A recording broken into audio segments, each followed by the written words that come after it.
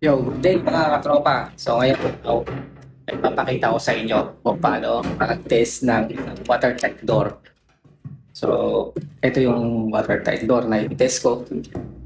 And then, papakita ko rin using choke test. Choke. Ibig sabihin ng choke test is choke ang gagamitin.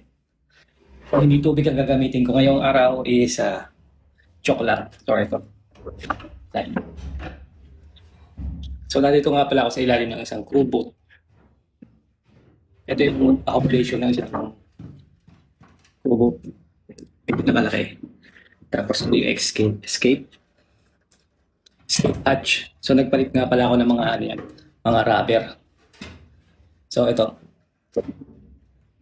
Yan ang aking shock test. So, ang sa akin dito, trabaho, pinagawa is shock test ko na lang kasi hindi papalitan tong rubber na to. Although yung kabila, kapansin nyo yun, sa loob, bagong pinalitan ko. So, tara, simulan natin. Pwesto lang to. Mamahulog.